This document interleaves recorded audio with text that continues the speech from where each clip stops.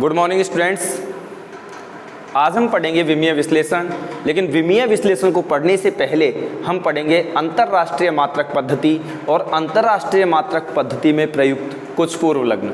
अंतर्राष्ट्रीय मात्रक पद्धति को एसआई पद्धति भी कहते हैं और इस एसआई का पूरा नाम है सिस्टम इंटरनेशनल द यूनिट्स, मात्रकों की अंतर्राष्ट्रीय पद्धति। इस एसआई पद्धति को 1960 में 12वें माप के 11वें सर्व सम्मेलन CGPM में स्वीकृत किया गया था। Conference Generale des Poids et Mesures, Conference Generale des Poids et Mesures CGPM 12वें माप के 11वें सर्व सम्मेलन में इस एसआई पद्धति को स्वीकृत किया गया था, जो मात्रकों की अंतर्राष्ट्रीय पद्धति कहलाती है। और इस अंतर्राष्ट्रीय मात्रक पद्धति में कुल 7 मूल राशियां और उनके मात्रक तैयार किए गए। ये 7 मूल भौतिक राशियां हैं: द्रव्यमान, समय, लंबाई, ताप, विद्युत धारा, पदार्थ की मात्रा और प्रदीपन तीव्रता या ज्योति तीव्रता।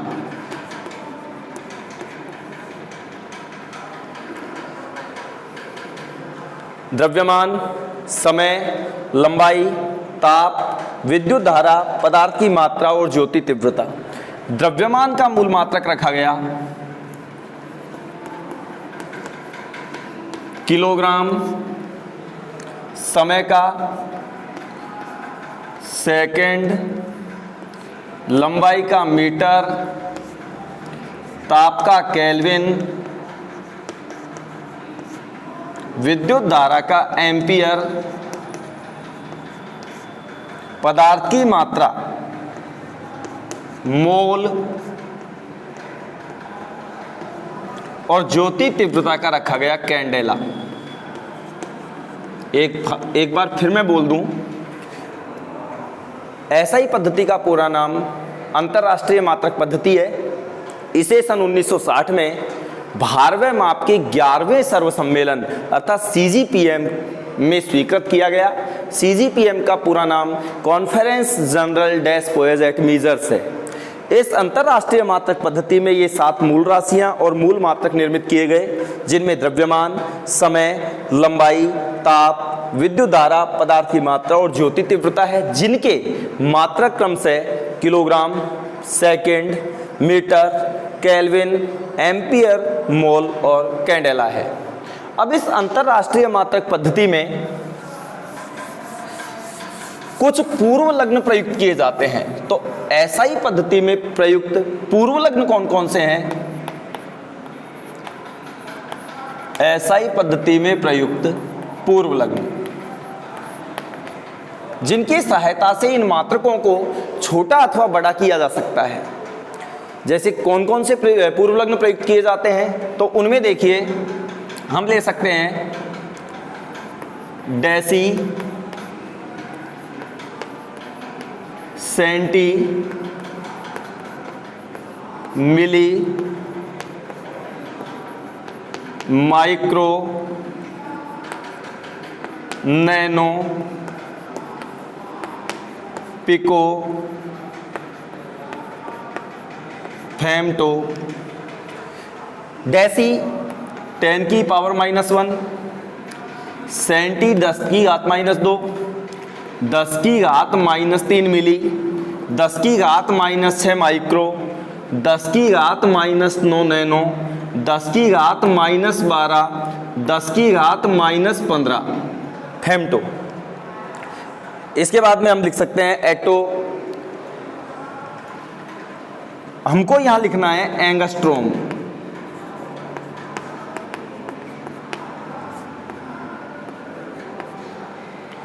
एंगस्ट्रोम ये आपको ध्यान रखना है 10 की power -10 metre. Deca, hecto kilo mega giga tera peta exa आगे ले सकते हैं। 10 की घात 1 यानी 10, 10 की घात 2, किलो 10 की घात 3, मेगा 10 की घात 6, गीगा 10 की घात 9, टेरा 10 की घात 12 और पेटा 10 की घात 15। तो कुल मिलाकर के ये एसआई पद्धति में कुछ प्रयुक्त पूर्व लग्न है। इनका उपयोग हमको विमीय विश्लेषण में भी करना पड़ता है। तो हमारा आज का टॉपिक रहेगा अब ये विमीय विश्लेषण। तो एक बार फिर मैं बोल दूं, एसआई पद्धति में प्रयुक्त कुछ पूर्व लग्न में हम deci, centi, milli, micro, nano, pico, femto, angstrom के लिए मैंने आपको बताया 1 एंगस्ट्रोम का तात्पर्य 10⁻⁻10 मीटर होता है, बाकी सबका लिख रखा है। इसी प्रकार deca, hecto, kilo, mega, giga, tera, peta आदि का हम उपयोग करते हैं, जिनकी वैल्यूज मैं आपके सामने लिख चुका हूं। अब हम बात करते हैं विमीय विश्लेषण की।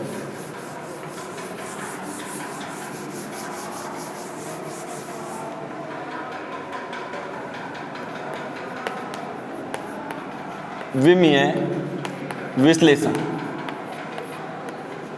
Dimensional analysis. कई बार क्या करना पड़ता है कि जो मात्रक है, इन मात्रकों को एक पद्धति से दूसरी पद्धति में परिवर्तित करना होता है। तो मात्रकों को एक पद्धति से दूसरी पद्धति में परिवर्तित करने के लिए हमें इकाई गुणक पद्धति या गुणक लेवल विधि या जिसे विमीय विश्लेषण भी कहते हैं का उपयोग करना होता है।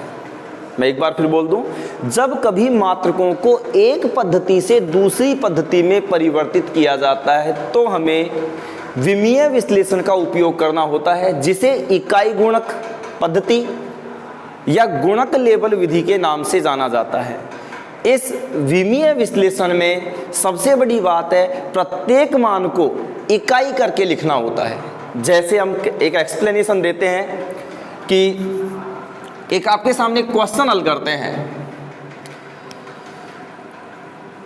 कि 2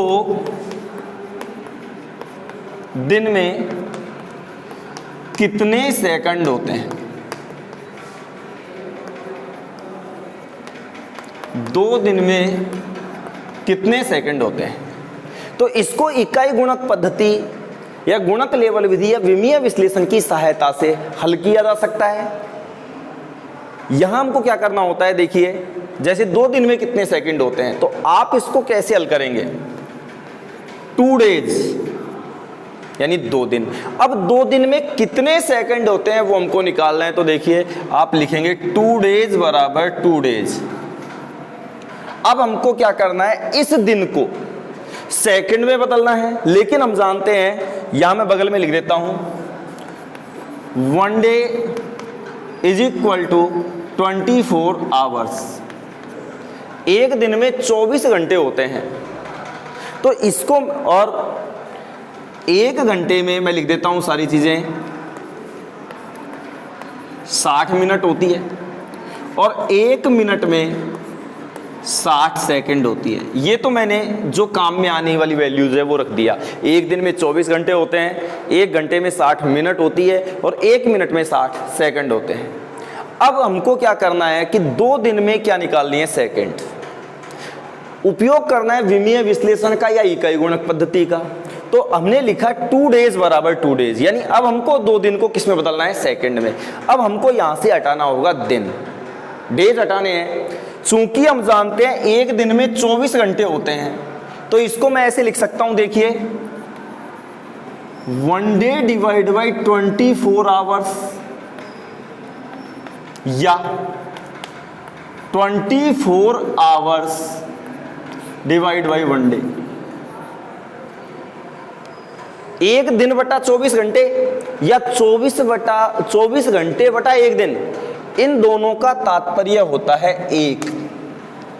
और जब मैं 2 डेज को मान लीजिए 1 से गुणा करूं तो रहेंगे 2 दिन ही। तो इन दोनों में से किस वैल्यू को यहां रखा जाए, हमेशा आपको ये ध्यान रखना है कि जिसको हटाना होता है उस वैल्यू को सदैव नीचे रख दिया जाता है। यानी इन दोनों में से अब यहाँ देखो हमको दिन को हटाने हैं और इसको सेकंड में लाना है, तो दिन को हटाने के लिए ये वैल्यू रख दीजिए ताकि डे नीचे रहेगा और डे कट जाएगा। 24 आवर्स डिवाइड बाई 1 डे। अब हम यहाँ दिन से दिन काट सकते हैं, कुल मिलाकर के 2 दिन में अभी घंटे आ जाएंगे, लेकिन हमको घंटे से तात्पर्य नहीं है, हमको तात्पर्य है मतलब है सेकंड से, क्योंकि हमको निकालने हैं 2 दिन में कितने सेकंड होते हैं। तो अब क्या करना है, अब हमको हटाने हैं आवर्स। चूंकि हम जानते हैं 1 आवर में 60 मिनट होते हैं, 1 घंटे में 60 मिनट होते हैं, तो अब इसको कैसे लिख सकते हैं, 1 आवर डिवाइड बाई 60 मिनट या 60 मिनट डिवाइड बाई 1 आवर। 1 घंटा बटे 60 मिनट या 60 मिनट बटा 1 घंटा, और इन दोनों का तात्पर्य होगा 1। और जब इस पूरी वैल्यू को यदि मान लो मैं 1 से गुणा करूं तो वैल्यू वही रहेगी, इसलिए ये तो आपको हमेशा याद रखना है। अब आपको इन दोनों को लिखने की बजाय हमेशा डायरेक्ट लिखना है। कैसे कि जिसको हटाना होता है, जैसे अभी मुझे घंटे को हटाना है और मिनट में लाना है, तो घंटे को हटाना है तो अगली वैल्यू ऐसी चूज करो जिसमें घंटा आवर नीचे की ओर आए। तो अब हम लिख सकते हैं यहाँ 60 मिनट डिवाइड बाई 1 आवर। अब हमको मिनट को सेकंड में बदलना है। अब हमको काटना किसको है, मिनट को, लाना किसको है, सेकंड में। तो हमेशा ध्यान रखो जिसको लाना होता है उसकी वैल्यू को ऊपर और जिसको हटाना होता है उसकी वैल्यू को नीचे। तो मुझे मिनट हटानी है, तो हमारे सामने है 1 मिनट बराबर 60 सेकेंड। तो मिनट हटानी है तो मिनट को रख देंगे नीचे, तो हम इसको लिख सकते हैं 60 second divide by 1 minute. 60 second divide by 1 minute. अब देखते हैं, देखो दिन से दिन कट गए, घंटे से घंटे, मिनट से मिनट, तो हमारे सामने वैल्यू आई 2 डेज बराबर 2 गुणा 24 गुणा 60 गुणा 60 और इकाई आ गई हमारी सेकेंड। तो 2 दिन में कितने सेकेंड होंगे, अब इसको कैलकुलेट कर लिया जाएगा और जो वैल्यू आएगी 1,72,800 सेकेंड।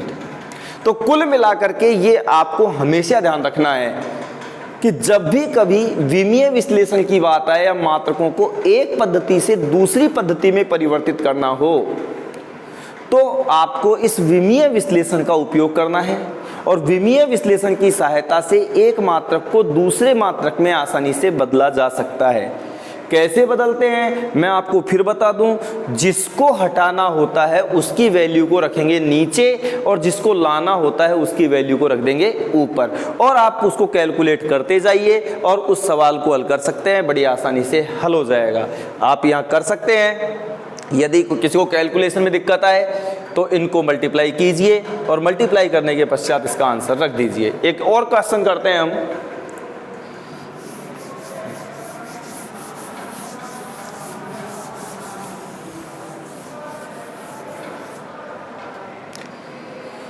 एक और क्वेश्चन रखते हैं विमीय विश्लेषण के लिए। 1.54 एंगस्ट्रॉम में कितने पिकोमीटर होते हैं, या 1.54 एंगस्ट्रॉम को पिकोमीटर में चेंज करो, परिवर्तित करो। किसको करना है, 1.54 एंगस्ट्रॉम को। किसमें करना है, पिकोमीटर में करना है। तो पहले इन दोनों वैल्यूज का मतलब लिख लेते हैं। देखो, एक एंगस्ट्रॉम, एंगस्ट्रॉम का तात्पर्य अभी मैंने बताया था आपको 10⁻⁻10 मीटर। पिकोमीटर, मीटर से मतलब नहीं है हमको, मतलब है पिको से। और एक पिको का तात्पर्य मैंने बताया था 10⁻12, बगल में रख दिया। अब किसको चेंज करना है, 1.54 एंगस्ट्रॉम को। तो हम लिखेंगे 1.54 angstrom is equal to 1.54 angstrom, यानी कि 1.54 एंगस्ट्रॉम को हम चेंज करना चाहते हैं पिकोमीटर में, कर देंगे। अब इसको तो चेंज करना चाहते हैं और इधर वैल्यू आएगी पिकोमीटर में। अब हमको हटाना है एंगस्ट्रॉम। एंगस्ट्रोम हटाना है तो मैंने आपको बताया था जिसको हटाना होता है उसको नीचे और जिसको लाना होता है उसको ऊपर। तो अब एंगस्ट्रोम हटाएंगे तो हम जानते हैं एक एंगस्ट्रोम में 10 की घात माइनस 10 मीटर होता है और एंगस्ट्रोम को मुझे हटाना है तो मैं लिख सकता हूं 10 की घात माइनस 10 मीटर अपॉन एक एंगस्ट्रोम,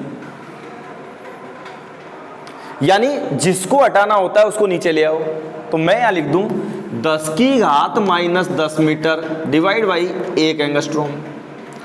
अब आगे, अब एंगस्ट्रोम से एंगस्ट्रोम काट दिया जाएगा, मीटर हमारे पास रह गया, लेकिन हमको वैल्यू चाहिए किसमें, पिकोमीटर में।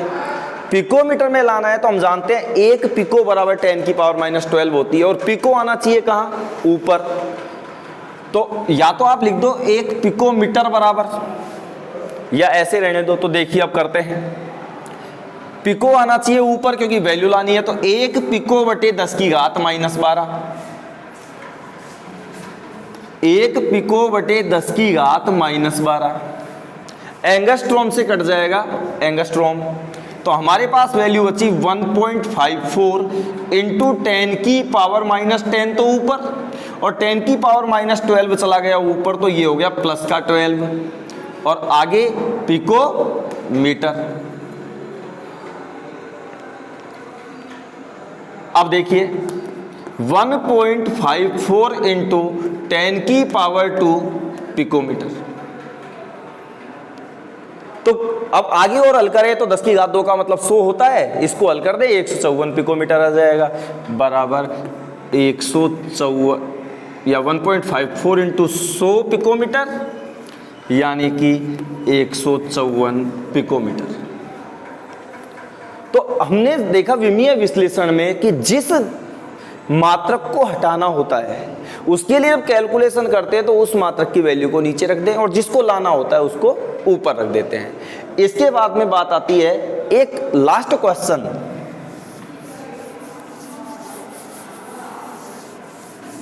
विमीय विश्लेषण की सहायता से ही उसको हल करते हैं। माना कि एक जग में 2 लीटर दूध है, एक जग में 2 लीटर दूध है, इसे मीटर क्यूब इकाई में परिवर्तित कीजिए।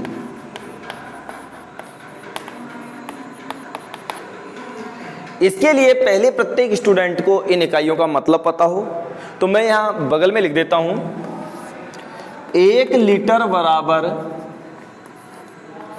1000 मिलीलीटर बराबर 1000 घन सेंटीमीटर यानी सेंटीमीटर क्यूब बराबर 1 डेसीमीटर क्यूब। ये मतलब होता है 1 लीटर का मतलब 1000 मिलीलीटर या 1000 सेंटीमीटर क्यूब या 1 डेसीमीटर क्यूब। अब किसे चेंज करना है पहले तो ये देखें। एक चीज और, हम जानते हैं कि 1 मीटर में 100 सेंटीमीटर होते हैं, ये आपको ध्यान रखना है।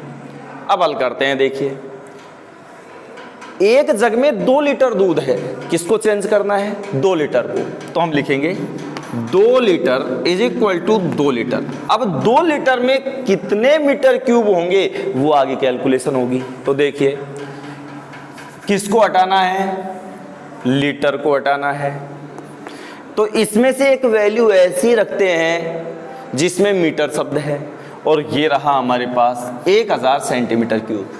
तो हम जानते हैं 1 लीटर बराबर 1000 सेंटीमीटर क्यूब। लीटर को हटाना है तो लीटर कहाँ रख दें, नीचे। तो इकाई गुणक में करने के लिए इसको लिखेंगे 1000 सेंटीमीटर क्यूब बटा 1 लीटर, और इसका तात्पर्य हम जानते हैं जब दोनों वैल्यू बराबर है तो इन दोनों को हल करेंगे तो 1 आएगा, और किसी भी संख्या को जब 1 से गुणा करेंगे तो वैल्यू वही रह जाएगी। तो कुल मिलाकर के यहां लिख दिया जाए 1000 centimetre cube divide by 1 litre.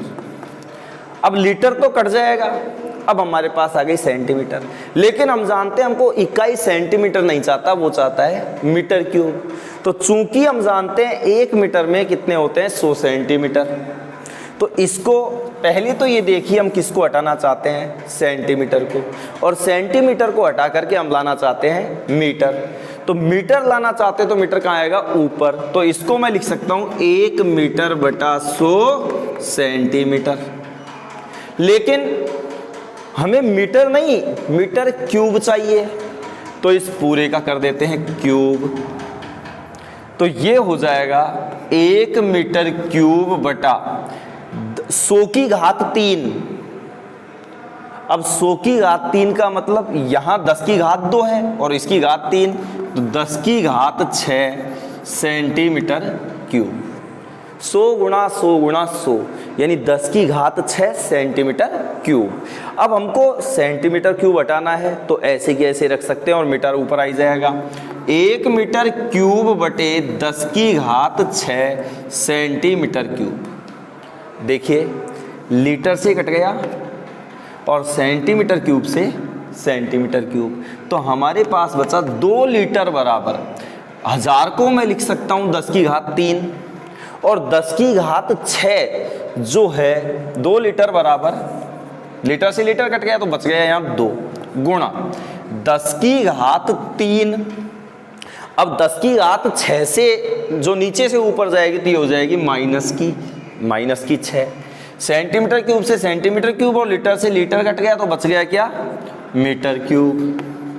तो ये हो गया 2 लीटर बराबर 2 गुणा 10 की घात -3 मीटर क्यूब आंसर। एक बार फिर मैं बोल दूं, एक जग में 2 लीटर दूध है, इसे मीटर क्यूब में परिवर्तित करो। तो सबसे पहली चीज हमको ये देखना है कि हमको लीटर हटाना है और उसे मीटर क्यूब इकाई में चेंज करना है।